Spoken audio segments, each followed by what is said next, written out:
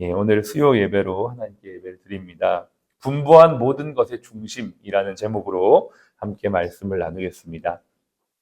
오늘 우리가 읽었던 이 성경에 보면 20절에 분부한 모든 것을 가르쳐 지키게 하라 이렇게 돼 있죠.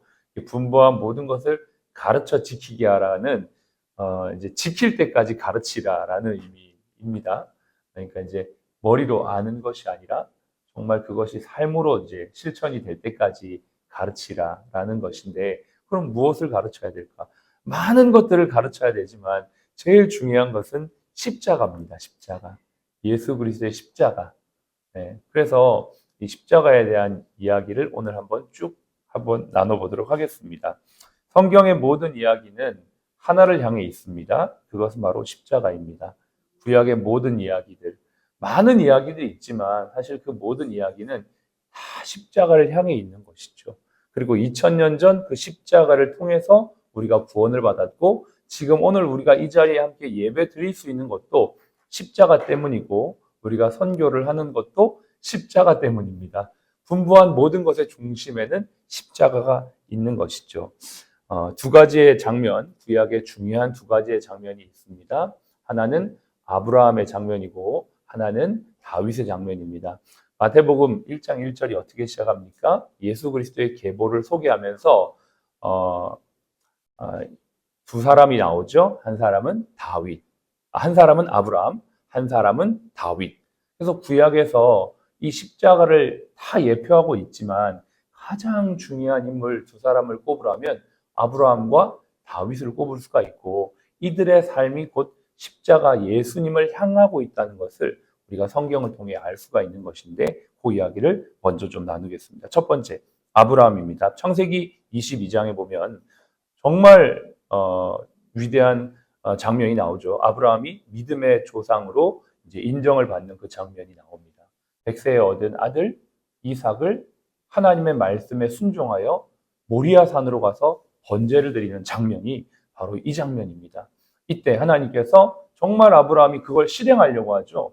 자신의 아들을 번제로 드리려고 이제 잡으려고 칼을 드는 그 순간 하나님께서 다급하게 아브라함을 부르시면서 아브라함아, 아브라함아 이렇게 부르시고, 그의 그 번제 드리는 그 장면에 딱 하나님 나가서시면서 이렇게 말씀하십니다.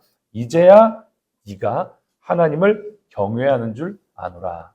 이렇게 말씀하시면서 하나님이 그의 그 믿음을 인정하시고 그와 함께 이제 마음이 딱 동하여져서 하나님께서 그를 벗이다, 나의 친구다라고 이렇게 칭하는 내용이 나옵니다. 이사야 41장 8절에 보니까 나의 종 이스라엘아, 내가 택한 야곱아, 나의 벗 아브라함의 자손아 이렇게 돼 있어요. 하나님께서 아브라함을 나의 벗이라고 칭하였어요. 야고보서에도 보면 성경에 이른바 아브라함이 하나님을 믿으니 이것을 그의 의로 여기셨다는 말씀이 이루어졌고, 그는 하나님의 벗이라 칭함을 받았나니, 하나님의 벗, 하나님의 친구가 되는 순간이 언제입니까? 바로 그 이삭을 번제로 드리기 바로 그 직전의 상황입니다. 이건 단순히 하나의 믿음의 아름다운 모습을 넘어서 하나님의 말씀이 이루어지는 그림자입니다. 무슨 말이냐? 아브라함이 독자 이삭을 바치듯이 하나님께서 독자 예수님을 바칠 그림자의 모습이라는 거예요. 그 모습에 하나님께서 마음이 동하셨고 그를 친구라고 칭하셨고, 이제는 그 친구는 무엇입니까? 마음이 통하는 관계 아니겠습니까? 독자 이삭을 바치듯이 하나님의 마음이 독생자 예수님을 바치는 그 마음과 이렇게 일치되어지는 장면이 바로 이 장면인 것입니다. 두 번째 장면은 아브라함이 이삭을 바치려고 했던 그 모리아 산에 성전이 세워지는 장면이죠. 이 성전에 대한 마음을 하나님께서 다윗에게 주셨습니다. 물론 그의 아들 솔로몬 때에 성전이 완성되었지만 다윗의 마음에는 하나님의 임재를 너무너무 사모하는 거예요.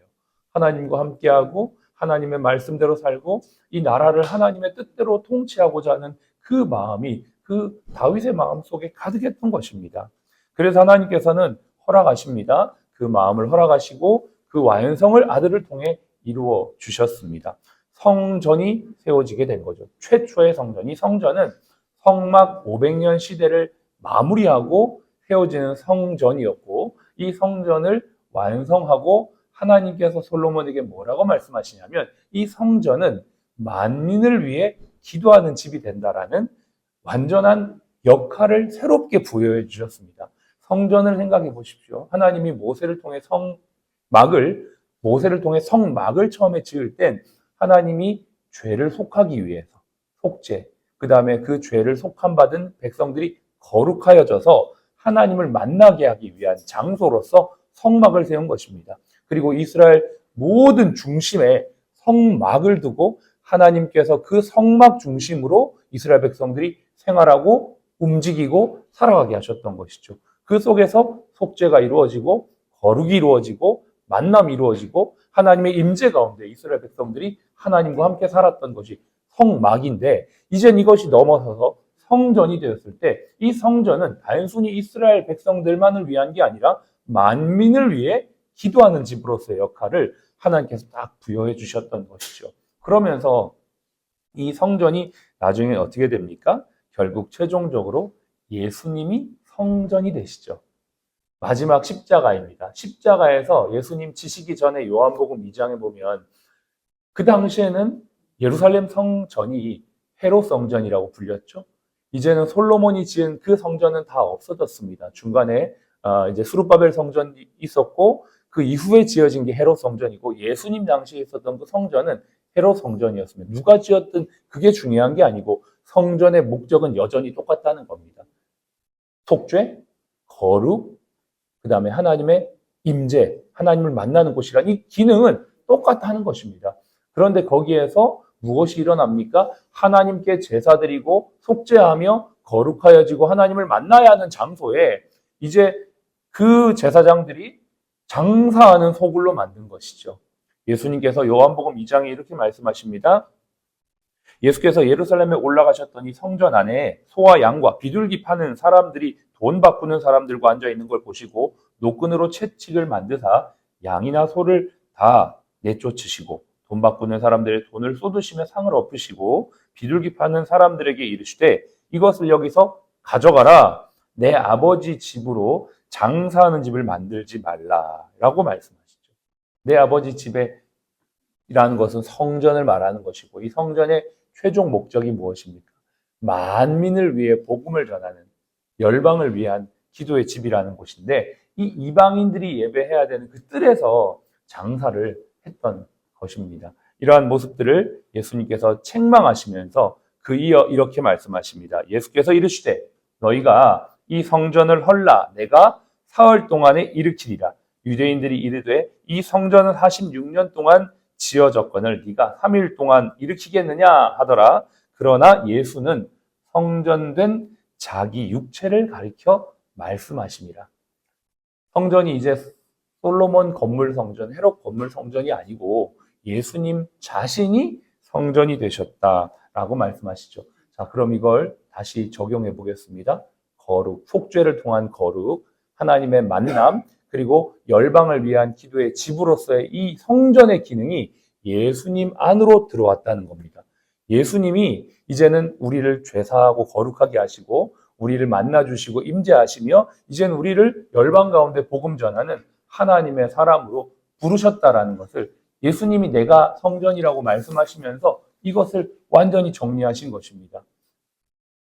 아브라함, 다윗, 예수 그리스도까지 이 성전 개념이 이제 완성이 되시면서 이 놀라운 모습들이 이 예수님 속에서 나타나는데요. 예수님께서 십자가에서 죽으실 때 이렇게 말씀하시죠. 다 이루었다.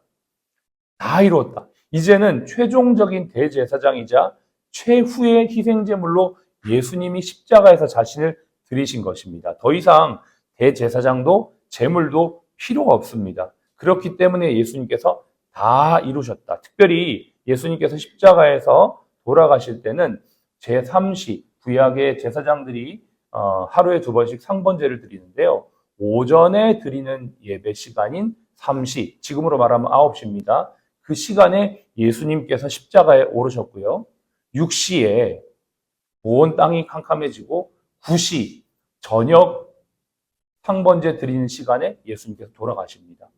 그러니까는 제사장들이 제물을 드리는 그 시간에 예수님께서 친히 제물이 되시고 친히 희생양이 되신 것을 구약의 모든 내용들을 다 수렴해서 예수님께서 완성하신 것이지요. 성경대로 철저히 기록되고 완성되어진 내용입니다. 그랬기 때문에 예수님이 다 이루었다라고 말씀하고 계시는 것입니다. 저와 여러분들은 이제 예수 그리스도를 통해서 하나님의 백성이 되어진 것입니다. 예수를 믿는 모든 자는 이제 성령이 우리 안에 거하셔서 우리가 하나님의 성전이 되는 것이죠. 하나님께서 이제 우리 안에 거하셔서 예수 믿는 자마다 죄사함 받고 임재하시고 이제 우리가 복음을 땅끝까지 증거해서 오늘 이 말씀처럼 내가 너에게 분부한 모든 것을 가르쳐 지키게 하라라는 사명을 주신 것입니다. 우리가 가르쳐 지켜야 될 핵심이 무엇입니까? 다른 여러 가지가 아니에요. 뭐 사랑도 있고 뭐 희생도 있고 헌신도 있지만 그 모든 것의 핵심, 우리가 이 선교를 통해, 우리가 이 병원 사역을 통해, 또 우리가 우리의 삶을 통해 전해야 되는 핵심은 무엇이면 바로 이 예수 그리스도의 십자가입니다. 십자가에서 모든 것이 완성되고 이루어졌다라는 이 사실을 날마다 깨닫고 느끼고 우리 마음이 뜨거워지고 날마다 이 사실로 인하여 희열이 넘치고 이 사실로 인하여 감사와 기쁨이 넘치고 모든 어려움을 이길 수 있는 능력이 하늘로부터 부어지는 것들을 경험함으로 말미암아 우리가 오늘도 행하는 모든 일이 향방 없는 것이 아니라 분부한 모든 것의 핵심인 십자가를 향해 있고 이 십자가 예수 그리스도를 전하는 이 일에 우리가 부끄러워하지 않고 때로는 희생도 하고 헌신도 하고 심지어는 생명까지 걸고 주 앞에 나아갈 수 있는 저와 여러분들이 되시길 바랍니다. 그 십자가를 통해 다 이루신 주님이 우리에게 영원한 생명을 주셨기 때문에 그 길을 전하는 자마다, 그 길을 가는 자마다 가장 행복하고 가장 복된 자라는 사실을 기억하며 장차 우리가 가게 될 영원한 하나님의 성전, 새하늘과 새 땅, 새 예루살렘에 들어갈 그날을 소망하면서 오늘의 삶을 살아가는 저와 여러분 되시기를, 또 이번 선교가 되기를 주님의 이름 축복합니다. 기도하겠습니다.